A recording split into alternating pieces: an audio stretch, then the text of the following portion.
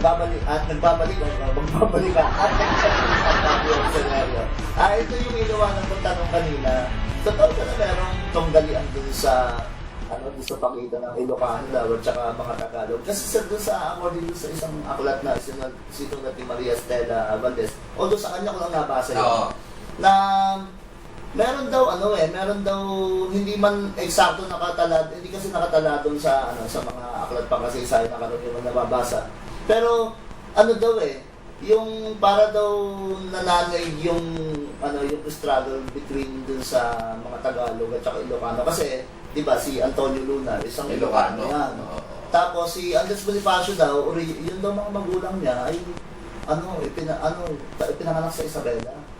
Hindi daw talaga talagang purong Tagalog.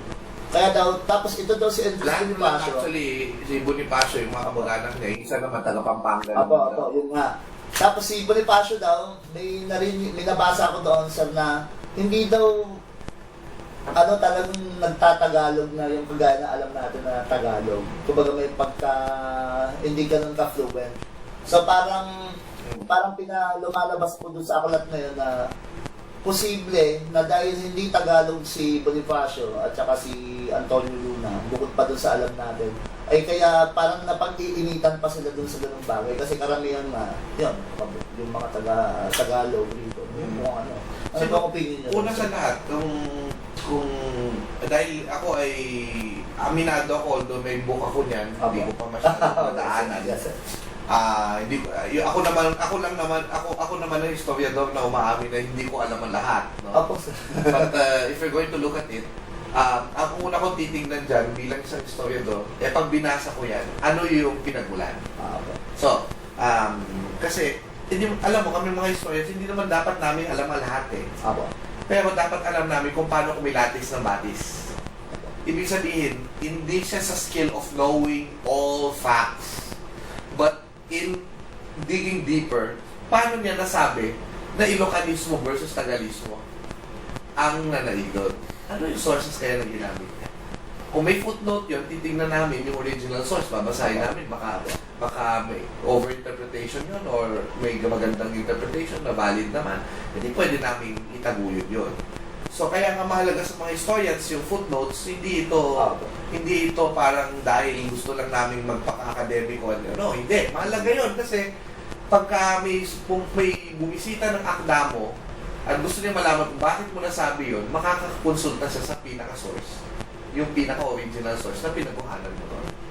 So yung source na yun, malamang may source din na iba na ituturo ka niya rin doon. So, yun yung mga pwede mong sabihin na credible source. Kaya nga yung mga historians, credible ang historians, pag nagsasabi siya kung nasaan galing, mas credible ang gano'n kaysa sa nagsasabing hindi niya alam kung nasaan galing yung mga sources niya. So, siguro yun, titingnan ko muna yun. Pero, hanggat hindi ko pa siya nababasa, ay isususpend ko muna yung aking belief dyan. Kasi, ang problema naman, meron namang nangyari na actually mga Kabitenyo, kasi ako, matagal ko nang inaano yung Bonifacio unang Pangulo. Hindi naman nagagalit sa akin yung mga Kabitenyo Kasi, alam nila na may whatever the faults of Aguinaldo, malaki yung pag-alam ko kay Aguinaldo. Bilang isang Pangulo, Presidente, unang Presidente ng unang Republika. Hindi naman Republika yung ginawa ni Bonifacio. It's a revolutionary government. So, sabi ko, malaki daw yung tampo nila, hindi sa amin, sa mga Bonifacio, kundi doon sa General Luna na film. Kasi ang nangyari, pinasama yung Cavite. Diba?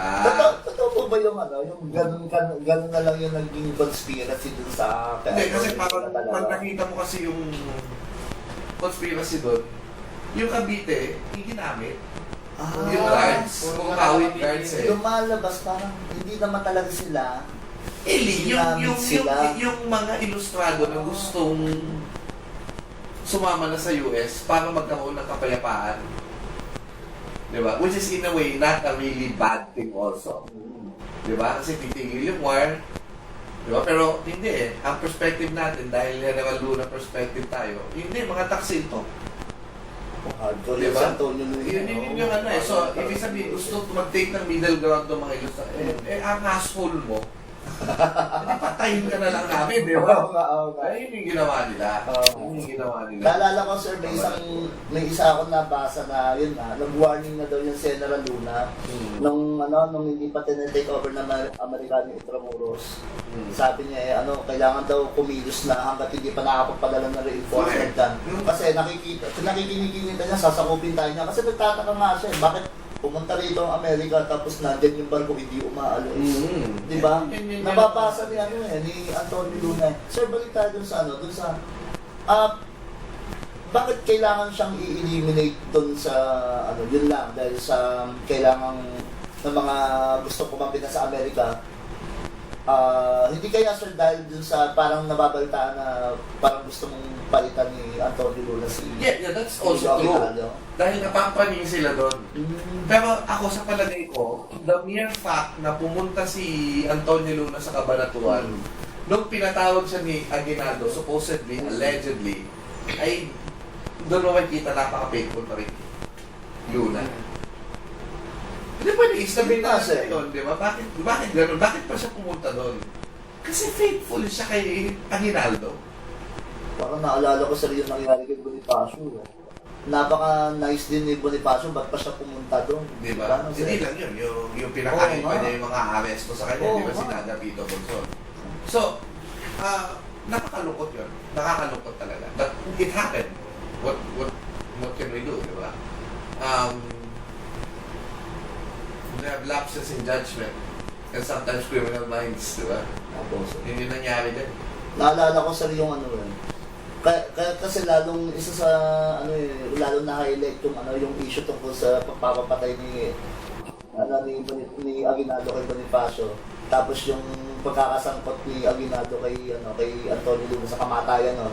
Ay nung nung ginamit ni President Quezon sa eleksyon. Nung naglalaban lang kasi kumandidato po mga kaibigan si Emilio Aguinaldo bilang presidente ng Commonwealth. Kung bakit naisipan ng matanda na kumandidato. Gumamit ng dirty tactics si Quezon. At pinagkabanggit-banggit pa yun na natanda mo 800,000 pesos. Tapos yung nakita ko na 800,000, oo. Sabi niya Aguinaldo, pera ko naman yun. Pero even in today's standards, parang medyo hindi magandang sagot, di ba? Pera ko naman yun. May sablay doon sa... Parang PR-wise, hindi siya maganda. Mali doon. Pero tapos, to the point na ginamit pa pati yung may underwear na nakuha doon sa kotse ni Aguinaldo. Kaya ako nang nabanggit yun kasi nga, yung pinaginamit na panabla ni Quezon kay Aguinaldo. Although tingin ko naman sir, hindi naman kahit di niya gawin kay Aguinaldo yun, mananalo pa rin si Quezon kasi mabango siya ng time na yun. Nababango pa. Kaya lang, ginamit pa niya yung hinukay niya ulit yung matagal ng issue na against Aguinaldo. Kaya ngayon, salag ng salag si Aguinaldo. Hanggang sa mamamatay na siya, parang sagot pa rin siya ng sagot tungkol doon. Oo, yun ang malaga. And in fairness to Aguinaldo, inamin naman niya dun sa isang 1948 letter niya na siya talaga yung nag-uutos. After na, sabihin siya ni Noriel tsaka ni Lazaro Macapaganda, delikado na mabuhay doon mga ano na to. So bigla akong naisip, hindi kaya sinabi rin ni Lazaro Macapagal na parang nalumuhod pa si Bonifacio ng babarilin. Kasi dalawa version niya eh. Maraming nagtatanong na bakit naluluhod si Bonifacio ay napakatapang daw. Oo. Bigla akong naisip sir, bakit kailangan niyang sabihin yun. Siguro, posible kaya sir dahil siyempre sila Aguinaldo na ko tapos yung mga tao niya sa paligid. Baka kung hindi siya gagawa ng kwento, na magmumukhang si Bonifacio pangit yung ginawa, luluhod ba naman na ako parang ginawa lang yung istorya. Actually hindi natin alam, pwede naman talaga umiyak si Bonifacio, natakot sa kanyang buhay, siguro talaga ayaw niyang mamatay kaya siya umiyak. Nagmakaawa siya, fine, it's very human, pero ako parang in my heart of hearts hindi talaga ako believe parang feeling ko gusto magtago nitong Lazaro. But again, that's my opinion. May tinatago siya. Kasi kailangan sabihin nila na just yung ginawa nila. Kaya sila yung pumatay. Di ba? Ang problema, yun nga, yung isang version. Di ba? Dalawang katipon ang nagsabi kay Masangkay na kasama sila doon sa pagpatay. Tapos ang ginawa nila, binaril daw nila si Procopio. Pero ayaw nilang masayang yung bala. O yun. Kaya nila tinaga.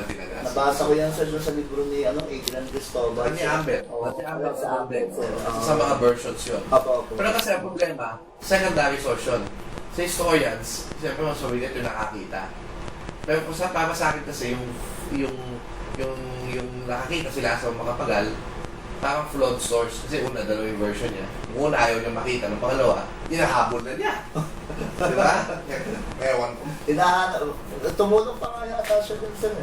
Sa paghanap. Sa totoong, kung sa bagay, hindi na DNA yun eh. Nang time yata yun, hindi pa Actually, ang problema, osteology-wise, matanda daw yung bones. Yun nga Ibig sir. sabihin, osteology, yung pagbasa ng mga bones sa forensic anthropology. Nung unang panahon, ano yung bones niya? Yung mababa. Ibig sabihin, Density po ba yan? yung bones ay pang matanda. Opo. Mas medyo inaantok na ako. Oo po sir. Wala na yung sinasabi ko. Yes sir. Anyway, Di ba po, bago patayin si magkapatid na Bonifacio, may bali-balita na si Gregorio de Jesus, pumunta siya dun sa kay Aguinaldo upang makiusap. testimonya ni Gregorio yun eh. Si Gregorio mismo yung nagkwento doon. Hindi, meron. Ano tanong mo doon? Yung sa sir, paano po kayang naging reaction ni Aguinaldo doon nung pagkatapos siyang puntahan? Hindi, ang tanong doon, nakarating ba kay Aguinaldo yung appeal na yun sir? Hindi. Ang problema kasi doon, nagtago daw si Aguinaldo kasi may sakit daw si Aguinaldo pero nakita naman ni Oriang si Aguinaldo doon na silip niya. So, ibig sabihin, ayaw niya kitain. Ayaw niya kitain. Yun yung naging subject sa nung play namin na ginawa, yung sinulat na rin na Villanueva ng 80s, yung huling gabi sa Maragondon. Yun yung pinost ko sir sa Facebook. Yun yung appeal ni Gregorio de Jesus kay Emilio Aguinaldo. Kinausap nga si Coronel Pedro pinakinggan. Opo, yun. Ang kausap na sa na-character si Colonel Pedro Nipana ako gumalap ng sir. Ang problema, hindi natin ngayon alam kung either natanggap na niya Aguinaldo o kung ito yung kwento.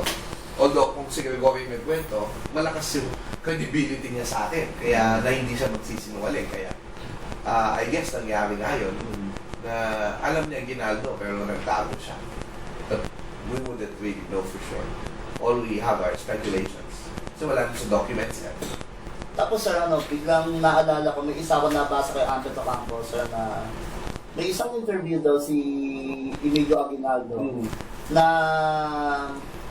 yung tinatanong nga siya tungkol dun sa kamatayan ni Bonifacio at saka ni Aguinaldo. Siguro sir, parang nangyari yata to after ng 1948. Tapos parang naiirita na yung matanda sir. Ang sinabi na lang niya, huwag na natin pag-usapan yan kasi magandang parehong may bayani tayo. Parang gano'n sir, na hindi, parang dumating ang point sir na parang ayaw na niyang pag-usapan, na ayaw niya ipaliwanag. I will understand kasi taon-taon na pupunta yata sina Teddy Locsin yata yun. Opo sir, sa free press. Kaya sabi na, Philippines free ang press. tanong lang nila lagi ano ba, nagpapatay kay Bonifacio? Sir, yun exactly sir yung nabasaan ko lang sir, yung Philippines free press. Tinatanong niya rin tungkol doon, parang naiirita na yung matanda. Kaya parang nakasagot siya ng gano'n na lang. You know, it's natural for Aguinaldo to do that. Ganun na naman talaga.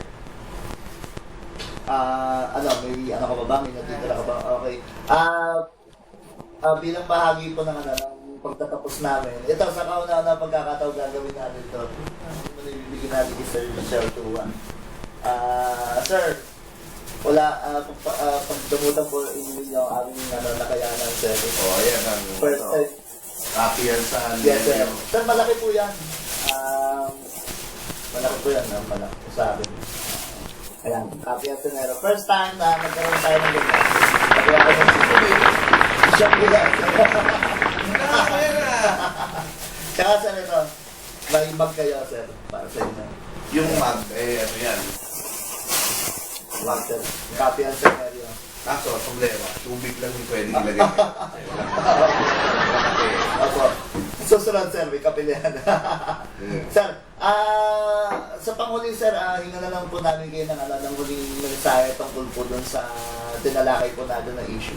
Well, siguro, bilang paglalagom, o paglalabo, pagka nakita natin itong mga bahagi na ito ng kasaysayan na masakit, imbis na hindi natin pag-usapan, kailangan harapin. Ano man yung perspektibo mo, maka-Aguinaldo ka man, maka-Bonifacio ka man, kailangan pinag-uusapan ito. Bakit? Hindi para gawing demonyo si Aguinaldo, hindi para gawing santo si Bonifacio, kundi upang matuto tayo kung ano man yung magandang ginawa nila, kung ano man yung pagkakamali nila. At kung hindi man nakapanagot sa hustisya, makapanagot sa kasaysayan, na yung mali ay mali. Diba? Una. Pangalawa, sa desisyon ng National Historical Institute noong 1994, ang masakit dyan kinilala nila yung hatol ng kamatayan ng Kangaroo Court. Bakit? Kasi ayaw nilang ilibing si Andres Bonifacio with state honors o symbolic funeral with state honors. Kasi daw, pagka ginawa daw yun, parang ibinabaligtad, nire-reverse daw yung death sentence of the Aguinaldo appointed court. Whatever daw nagawin ng pamahalaan ngayon will never change what happened in the past. So, ibig sabihin, yung board ng NHI na yon, noong panahon na yon, noong 1994, sinampal si Andres Bonifacio. Oo nga po. Na kinilala yung death sentence ng gobyerno ng Pilipinas. Imagine niyo yung katarantaduhan na yun. Ano yung sinasabi ko dito? Hindi ko na pinapangarap na kilalain siyang unang Pangulo kasi kahit ano pang dokumento, kung nagbubulag-bulagan naman kayo, hindi nyo i-declare yan Pero pag-usapan natin ang pag-usapan. Ang nangyari kay Bonifacio, ang nangyari kay Aguinaldo. Bakit? Hindi para siraan sila o ano man, kundi upang tayo matuto yung moving forward, wala na yung galit. Kundi pag-uusap na lang kung paano natin gagawin mas maganda yung nasyon natin, yung ating pagbubukluhan, na hindi nila nagawa noon. Kasi kung hanggang ngayon, ganun pa rin tayo tulad nung ginawa nila noon, ay hindi talaga tayo uunlad. Yun yung lesson ng lahat ng yan Babagsak tayo pag hindi tayo nagkaisa. Yun din yung lesson ng EDSA Revolution. Na kung magkakaisa tayo, may patutunguhan tayo. Kung hindi lang sa pag-rally yan. Huwag na tayo matapos sa pag-rally lang. Kasi yung EDSA, nag-rally lang sila, tapos balik na ulit sa dati. Diba? After that, dapat tayo yung sumulong tungo sa pagpapaganda. And we do that para hindi na tayo ma-confuse at maguluhan one step at a time. Sabihin, bilang guro, bilang estudyante, bilang professional, bilang fishbowl vendor, janitor, bus driver, kahit ano pa yan, kung inspired ka sa buhay ng mga bayani, matuto sa kanilang pagkakamali at mahalin ng bayan. Mahalin ng bayan. Kahit ano pang ginagawa mo, sigurado kung may influensyahan ka at sigurado kung may naiaambag ka sa pagunlad ng bayan. Very well said, Professor Xiao Chua. Maraming salamat po sa binigay sa amin mga kayo, mahingan po ng inyong mga opinion tungkol sa mga controversial na issue sa ating kasaysayan. Sana sir, hindi po ito yung huling pagkakataon na makakabalik kami dito, sir. At saka pag na-level up na yan, sir, pag na pagbalik namin.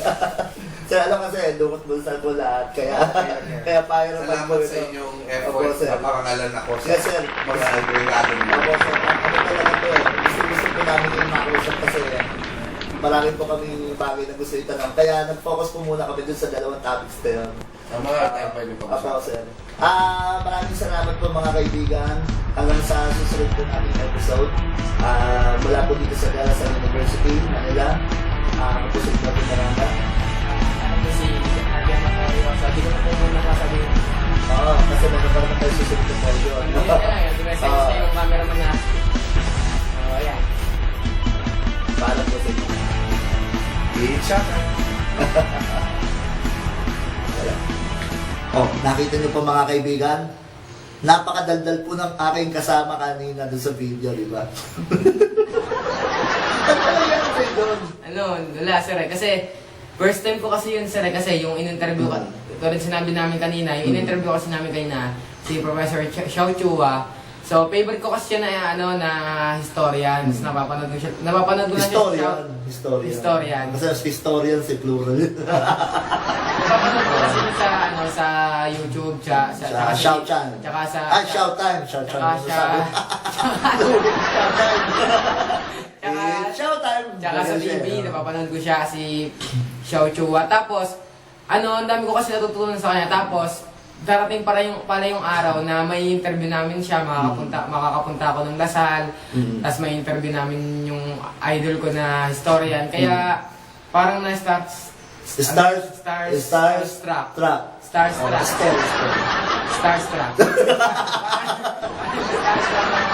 Ayun, sabihin mga kaibigan. Pero hindi, totoo yun. Ako kasi, bagamat hindi naman bago sa akin yung mag-interview ng mga ganyan tao. Kasi before, nakapag-interview na ako ng medyo sikat na personality. Pero, alam mo yung iba pa rin yung parang laging first time no? Kaya ngayon sa akin, nung nakita ko siya, nung pagpasok pa lang namin ng Lasal, kinakabahan ako nun Sabi ko, paano kaya may approach sa amin? Ako din, kinakabahan ako. Ni Xiao Chua. Oo, kasi alam mo yun, napapanood mo sa TV, hindi ganun yung relasyon mo dun sa, yung nanonood ka lang, tapos nakikita mo siya ng someone na sikat, tapos ang talino, tapos everything. Tapos nung nakita natin, may interview natin. Oo, may interview pala natin. Doon nakakatawa nga yun, nung pagsilip ko doon sa butas, doon sa may pinto. Nung nakita niya tayo, kinaway niya kagad tayo. Pinapasok na agad kami. Tapos napaka-approachable ng tao. Talagang nakaka-starstruck nga lang din kasi at saka nakakabilib. Ano yung ang tali-tali yung nakausap mo? Dami niyo nasasabi. Oo. Kaya tuloy ako na lang kasi hindi naman ako nakapagsalita ng... Oo. Hindi naman nakapagsalita talaga na. Kaya kasi parang nagsasalita siya, ang dami niya sinasabi na bagong knowledge. Kaya ako, parang isip-isip ko, makikinig na lang ako, di na magtatanong. Ano nangyari sa iyo ka doon sa video? Parang ang gusto mo lang mangyari dahil bukod sa na-starstruck ka, natatalinuhan ka. Alam mo yung parang ang sarap ng makinig. Ang sarap makinig. Ang sarap makinig. Ang dami mo kasi matututunan talaga. Kaya na, pagka hindi naman tayo nagtanong, wala mangyayari. Kaya ako, hindi makapagtanong yung kasama ko. Dahil yun na, syempre, bata pa to kasama ko. Para na rin sinabi ko, matanda na ako. Hindi, magtanong na lang ako. Magtatanong ako kasi kahit pa paano, yung kasi yung purpose kung ba't kami nandoon. Kaya maraming salamat, Professor Xiao Chua, na dati nyo pong napapanood sa Xiaotime. Actually, Xiaotime. Xiaotime. Nakaka-labullo. Okay, pero hanggang ngayon, mapapanood nyo pa rin po yung Xiaotime sa YouTube. Meron pong YouTube channel. Panoorin nyo po, marami kayong matututunan. Marami kayong matututuhan doon. At syempre, panoorin nyo itong video na to, tapos endorse nyo. Kasi ito yung may mga bagong sinabi si Professor Xiao Chua tungkol kay Andres Bonifacio. Tsaka kay Antonio Luna. Pero mas marami tayong natalakay kay Andres Bonifacio. Kasi yun ang ating Kasi nga naman, itong darating na, dun sa petsang ika-10 ng Mayo, yung pagkamatay. Oo, binitay siya. Ika-120 taon ng pagkakabitay kay Andres Bonifacio. Kaya panoorin po natin tong episode. Napakalungkot na bahagi ng kasaysayan natin yun. Kumbaga, dumating talaga yung punto na sila nagpatayan. Yung kapwa Pilipino. Yung kapwa Pilipino. At saka yung isa yun sa sinabi na yung contrary to popular belief na pagka Kastila at saka Pilipino naglalaban ng araw, ang Pilipinong sundalo, mga revolusyonaryo, ang kalaban nila Kastila, hindi. Pilipino rin. Pilipino rin. Kasi, mga gwardiya sibil noon, Pilipino rin. Kumbaga yung official nila, Kastila, pero... Yung mga Pilipino yung pinaglaban. Yung mga foot soldiers nila. Kaya, tapos... patayan, Pilipino sa Pilipino pa rin. Tapos, nung nandun sa Katipunan itself, nung nagkaroon ng faction, may Aguinaldo, ganyan, may Bonifacio, nagkaroon ng... hindi natin, kinalulungkot natin na conspiracy na sinasabing ganyan. Although, yung ibang panig sinasabi, hindi, walang conspiracy dyan. Wala. Alam mo kung sino lang naman nakikinig. Pero napakalagang itong bagay na natutuhan natin kay Professor Xiao Chua kasi may mga natuklasan tayo kagaya nung si Bonifacio pala, nung siya pala ay dumayo sa Cavite, ay hindi siya yung parang kagaya ng iniisip na at nababasa sa ibang textbook, sa ibang libro na kawawang-kawawa, talunan, Hindi siya o bakwet. Hindi pala ganun. Lumalabas sa mga nadiscover na nasamsam ng mga Kastila nung araw na mga dokumento ay siya pala ay kinikilalang mataas, magaling na leader. Oo, ng revolusyon. Kaya nung pumunta siya doon, talagang, sabi ko nga, di ba natanong natin, ano siya? Talagang mabuti lang talaga siyang tao, nice guy lang talaga siya, kaya niya pinagbigyan. Kaya parang yung dahilan ng pagkamatay, dahilan din ng pagkadaya daw niya sa eleksyon sa Tejeros. Dahil rin sa kabaitan niya kasi kung tutusin, hindi naman siya dapat pumunta doon eh. 'Di ba? Pinagbigyan niya lang talaga yung hiling ng mga kaptiponero ng Magdalo at ng Magdiwang na pumunta siya bilang pinuno ng Himagsikan. So, panoorin po natin tong, kahit ko po kayong panoorin natin tong episode na to kasi sabi nga ni Xiao Chua dun sa interview namin, mapapanood nyo naman na ang kasaysayan daw ay hindi itinatago sa atin. Ayan. Hindi lang tayo nagbabasa. Kaya magbasa tayo. Naalala mo yun Ayun talaga yung tumatak sa akin na sinabi ni Xiao Chua. Magbasa lang tayo at marami tayong matututunan. Kasi parang naalala ko yung sinabi ko nga din sa interview na minsan may mga nagko-comment sa Facebook, yung di ba may thread, yung may mga post, magko-comment agad na hindi maganda. Ayan, si Bonifacio, ganyan. Samantalang, hindi naman nila binabasa, hindi kahit di kay Bonifacio, kahit ibang topic, hindi naman nila binabasa yung mismong post. Nagko-comment na kagad sila, base lang doon sa litrato na nakita nila. May mga comment lang sila. Oo. Samantalang yun nga, sabi ni Professor Xiao Chua, magbasa kayo. Hindi pwede yung hindi ka magbabasa tapos magbibigay ka lang ng opinion mo. Hindi sapat yun. Kailangan mag-aral kang mabuti. Isa yung bagay sa mga natutuhan ko. Bagamat alam ko na rin naman yun. Pero alam mo yung binibigay ng stress, ng emphasis ng ating guest, na magbigay ng kahalagan sa pagdating sa pag-aaral. So ayun din yung isa sa natutunan ko kay Sir, yung magbasa tayo lagi para marami tayong matutunan. Kasi sinasabi sa akin Sir yun dati na magbasa ka lang ng ng diaryo, magbasa ka ng libro, magbasa ng kung ano-ano tungkol sa kasaysayan, sa gusto mong malaman para marami kang alam. So hindi naman dadami yung alam natin kung hindi tayo magbabasa, kung hindi natin tutuklasin. Hindi naman natin pwedeng iasa lang sa mga teacher, sa mga guro, yung kalaman natin. Bagamat may naitutulong sila sa atin, pero sarili mismo natin, tulungan natin para matuto tayo. Kaya panoorin natin tong episode na to. Kaya bakit yung panawagan natin nasa dulo? Di ba dapat sa unahan to? Hindi, panoorin po ninyo yung iba rin po namin mga episodes. Marami po kami mga episode 4 na po ito. Marami po kami mga tinalakay doon. Sana mapanood din po ninyo yung aming ngayon, kung nagustuhan po ninyo itong video na to, pindutin po ninyo yung like, tapos i-share na rin po ninyo yung aming video. Tapos ikwento nyo sa mga kaibigan nyo, mga mahihilig po sa kasaysayan, na mayroong episode na tinalakayan tungkol sa misteryosong pagpatay kina Andres Bonifacio at saka General Antonio Luna. O syempre, huwag mo kalilimutan batiin. Papaalam na para takala ko umpisa pa lang. So yun, hindi ko makakalimutang batiin to. So kahit hindi ko na siya advisor ngayon, hindi ko na sila teacher, babatiin ko pa rin. So ano nga pala? Si Ma'am Dali. Oo, si Ma'am Abata. So, binabati ko nga pala si Ma'am Dolores Abata, si Ma'am Dali. So, hindi ko alam kung ito sigurong cameraman natin na bago, yan ang hinihintay na bago. Hindi na. Yung naman natin yung hinihintay niya. Kaya, so, Ma'am Abata, panoorin mo lang yung Tapos, si Ma'am Gomez. Siyempre. So, Ma'am Gomez, kahit hindi na tayo magkikita ulit, kasi sa ibang school na ako papasok. Hindi namin yun, kasi parang mamamatay ka na. So, ikaw pa rin yung favorite kong teacher. Yan, kita mo naman. Sa TLE. Siyempre, sa TLE kasi marami ako natutunan sa inyo. Pagdating sa bread and pastry.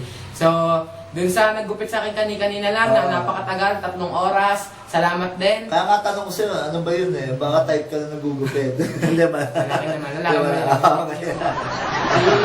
Dati cameraman lang natin yung game magnet. Okay. Siyempre ako, hindi ko kalilimutan batiin ang aming #1 supporter dito na si Miss Julian Natividad, ang aming school principal. Maraming salamat po dahil kung hindi dahil po sa inyong matinding suporta sa aming programa ay hindi po kami makakapatuloy kasi baka ito na yung, hindi ba lagi sasabi, baka ito na yung huling episode natin. Pero napapansin nyo naman, sunod-sunod po yung aming mga episodes kasi hindi po kami pinahinto, sa halip na kami pahintuin, sabi okay lang yan, good dyan. Maraming salamat po. Magkita-kita po tayo sa susunod na episode ng Copy ng Sanerio. Mabuhay po tayong lahat, mabuhay ang Pilipinas, mabuhay ang Nerio R. Joaquin National High School. Teka, saklo ba niya kayo? Ito na. Ito na ako. Oo,